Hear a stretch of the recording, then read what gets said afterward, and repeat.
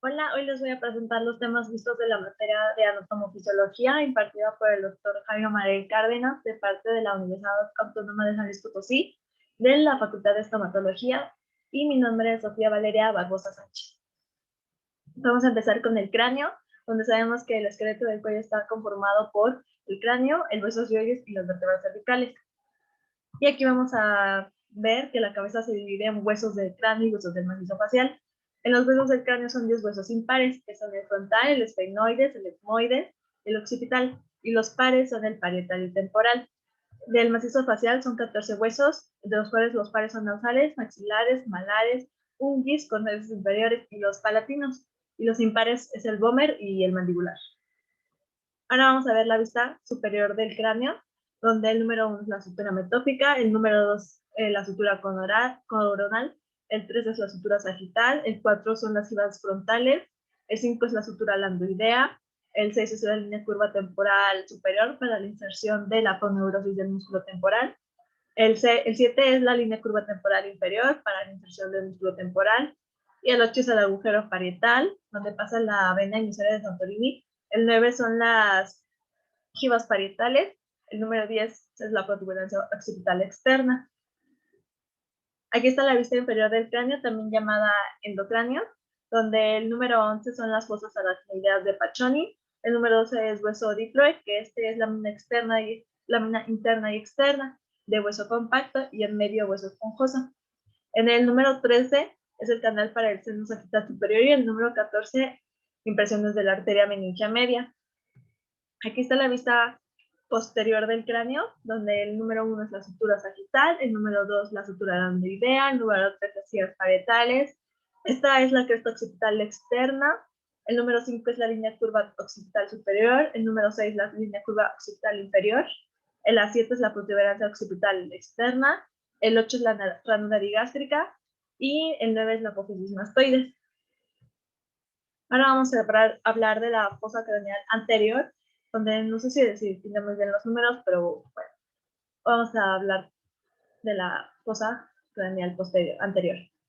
El número 1 es la cresta frontal interna, el número 2 es el agujero ciego, donde pasa la vena de Espirino, el número 3 es la apófisis cresta galli, el número 4 es la lámina cuadrigémina en forma cuadrilátera, el número 5 es el tubérculo pituitario, el número 6 son las impresiones digitales, en donde se encuentra la silla turca, el número 7 son las eminencias mamilares, el número 8 es el agujero óptico, donde pasa el nervio óptico y la arteria oftálmica, el número 9 son las apófisis crinoides anteriores, donde A son las alas mayores de los esfenoides y al contrario la B son las alas menores.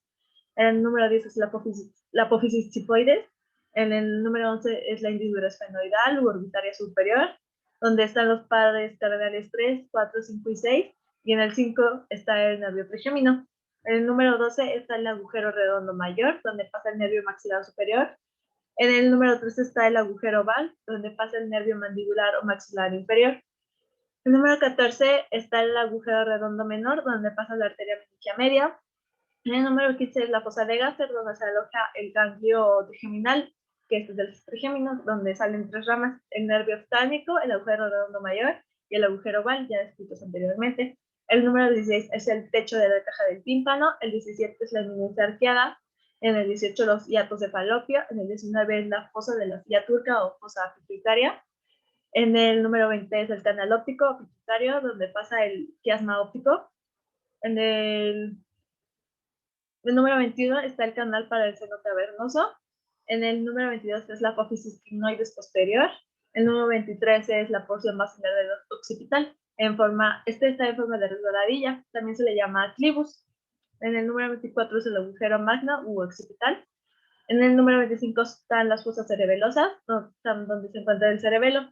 En el número 26 está la cresta occipital interna, y en el número 27 la protuberancia occipital interna.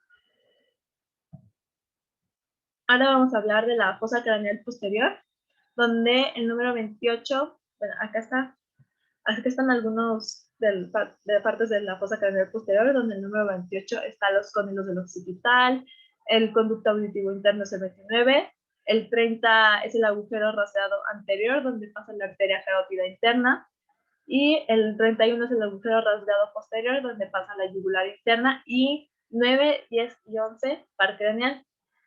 Y ahora sí, aquí en esta imagen podemos ver la porción petrosa del temporal, también el canal para el seno lateral o transverso, el seno sigmoide que está en forma de S y está marcado en color rojo, el seno petroso inferior y superior en color verde, el seno cavernoso y el golfo de la yugular está marcado en color azul.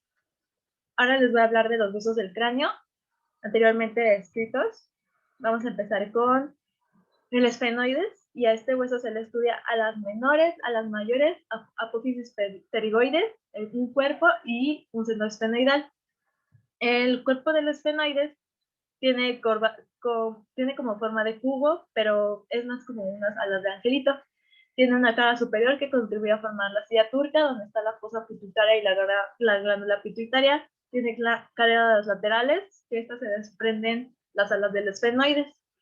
Y la cara posterior se fusiona con el occipital y contribuye a formar el clivus, que es la porción basilar del occipital.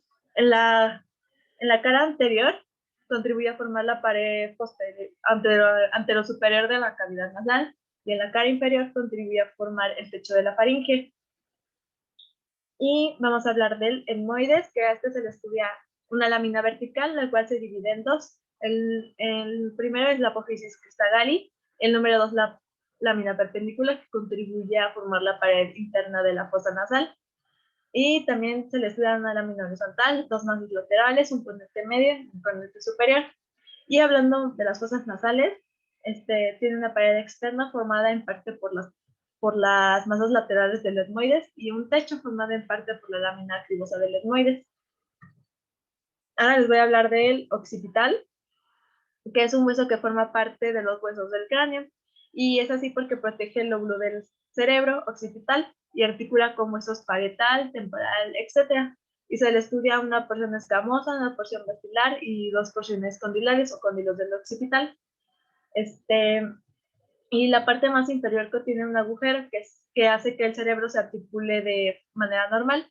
Este agujero es el agujero condilo anterior, que es el par craneal 12, y forma la sutura lambdoidea. También se articula con la vértebra 1. Y aquí les voy a hablar de algunos pares craneales que tiene el hueso occipital. Y el encéfalo protegido por este hueso contiene dichos pares craneales. El número 1 es para el olor, el número 2 es el óptico, el número 3 es el 4, 5 y 6 de la hendidura esfenoidal. El número 7 y 8 es para el par craneal facial, que es el agujero estilomastoideo. El número 8 es para el conducto auditivo, el 9, 10 y 11 es el agujero randeado posterior, el 12 es el precóndilo o agujero cóndilo anterior. Y aquí podemos ver algunas imágenes de hueso occipital y algunas de sus partes. Ahora les voy a hablar del hueso temporal, que este hueso es un hueso par que se articula con el malar, formando la arcada cigomática, insertando en el músculo sabacetero. Y hacia arriba va con el parietal, hacia abajo con la mandíbula o maxilar inferior, y presenta una región mastoidea o apófisis mastoides, donde se insertan 4 músculos y una porción escamosa. Tiene unos bordes que son del anterior, inferior, superior y posterior, y se le estudia, como ya mencioné, una porción escamosa, una porción mastoidea, una porción timpánica, una porción estiloidea y una porción petrosa. Y les voy a hablar de cada una de ellas. En la porción escamosa se desprende la apófisis cigomática, que este es un saliente óseo, y para unirse con el hueso malar y formar el arco cigomático, donde se encuentra la raíz del cigoma y la cavidad glenoidea.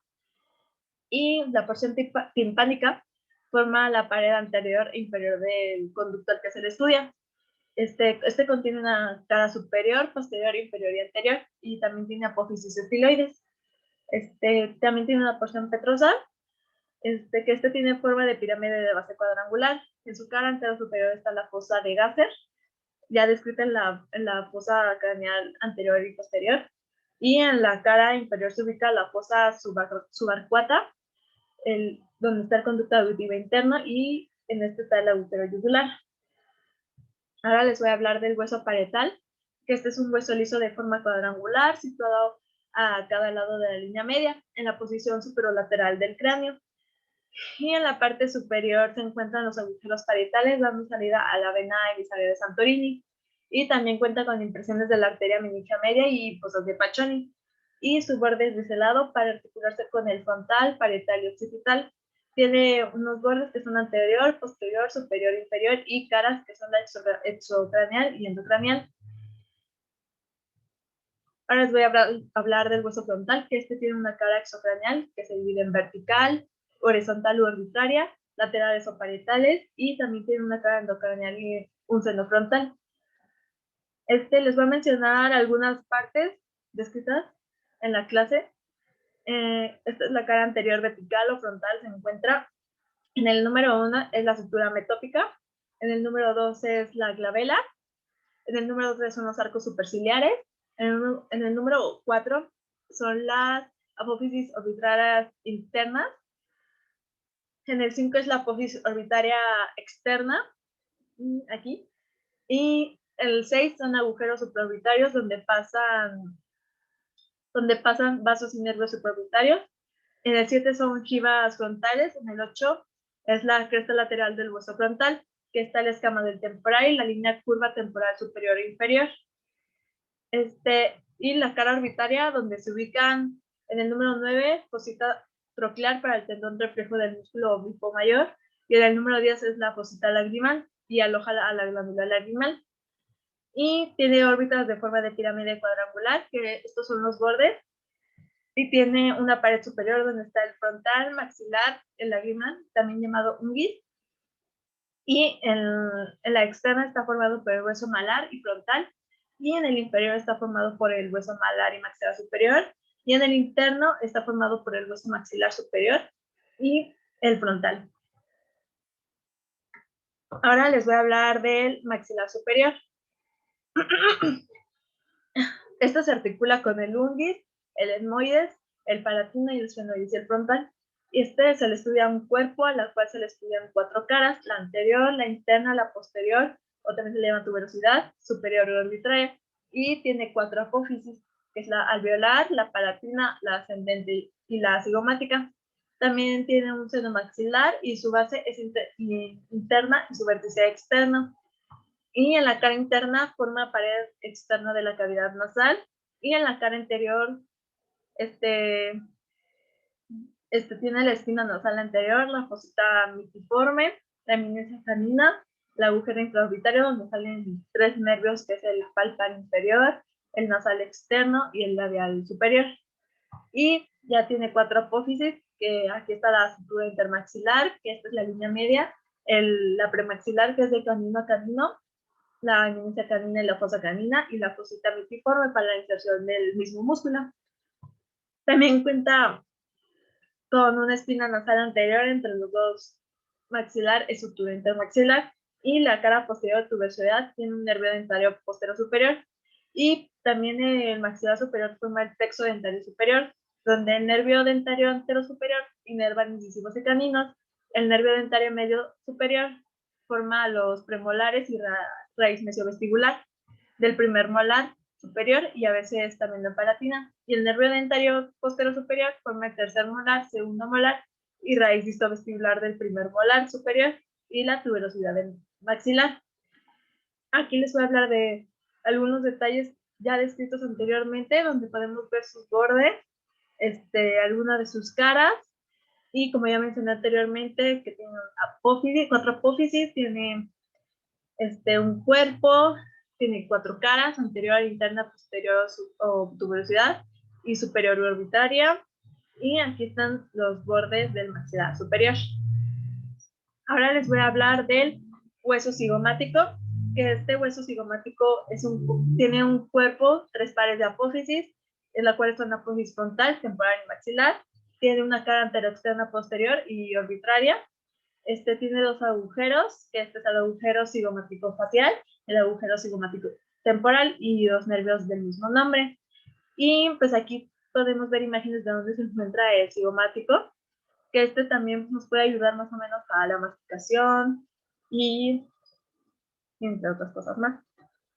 Ahora les voy a hablar del pómulo, que está formado por el hueso malar. Se le estudia un cuerpo y 3 apófisis. la cual son el maxilar, frontal y temporal. Tiene dos caras, que es la anterior externa y la posterior interna, y un agujero cigomático posterior y uno temporal. Y aquí podemos ver algunas de las imágenes del pómulo, algunas de sus partes, donde tiene cara orbitaria, cara temporal, el proceso frontal, el cigomático facial, entre otras partes más.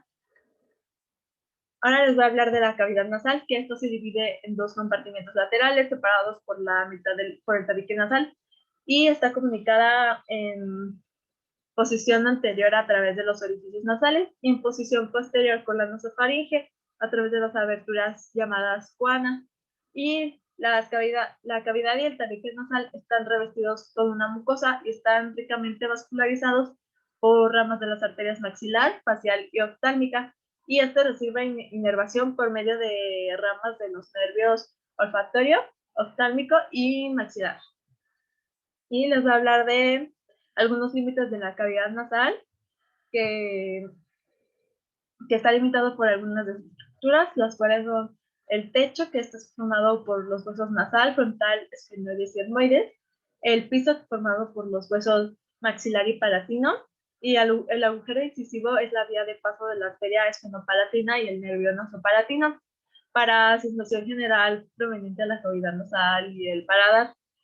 También la pared medial, que es el tabique nasal, la pared lateral, formado por los cornetes nasales superiores, medio inferior, además de los huesos maxilar, esfenoides y palatina, y contribuyen a la pared lateral, y la pared lateral contiene las siguientes aberturas, que es el receso esmoidal, que este es el espacio entre el cornete nasal superior y el hueso esfenoides, con aberturas provenientes del seno esfenoidal, y el meato superior, que este es el espacio que está por debajo del cornete nasal superior, con aberturas provenientes de las celdas aéreas esmoidales posteriores. El meato medio, el meato inferior, y el agujero esfenopalatino, que esta es una abertura en posición posterior al cornete nasal medio, y recibe el nervio nasopalatino y la arteria esfenopalatina provenientes de la fosa pterigopalatina hacia la cavidad nasal. Y en la imagen, en el número A, podemos ver el corte coronal a través de la cavidad nasal. En la letra B, podemos ver el tabique nasal desde el lado izquierdo. En la letra C, la pared nasal lateral de la cavidad nasal izquierda. Y al igual, algunas de sus partes de la cavidad nasal ya descritas anteriormente. También les voy a hablar de la cara posterior de la cavidad nasal, que esta aloja la glándula sublingual y submaxilar. También contiene fositas digástricas perdón, que aloja al vientre anterior del digástrico, y hay dos vientres, que este es el anterior y posterior, y en el posterior está el hueso ioides.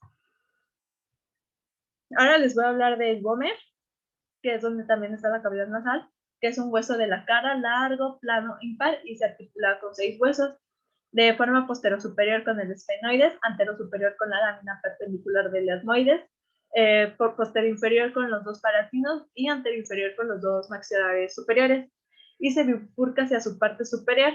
Tiene una cara externa, arriba una cara superior, y se divide en dos labios.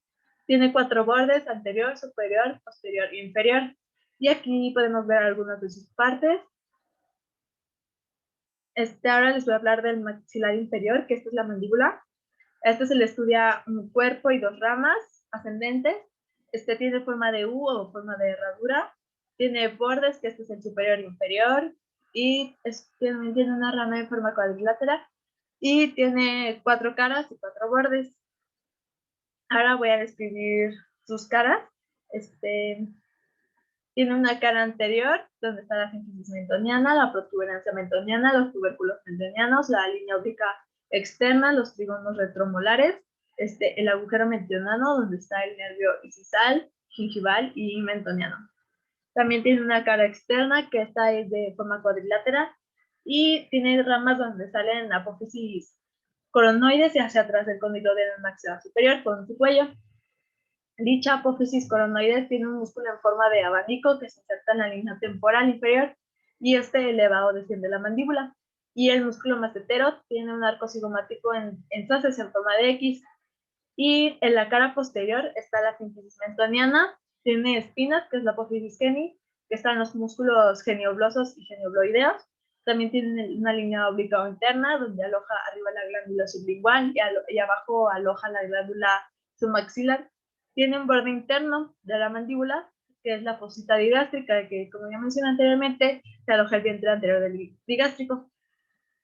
También el maxilar inferior contiene el paladar duro, que está en su tercio posterior, las láminas horizontales del hueso palatino, y los 2/3 anteriores están las apófisis palatinas del maxilar superior.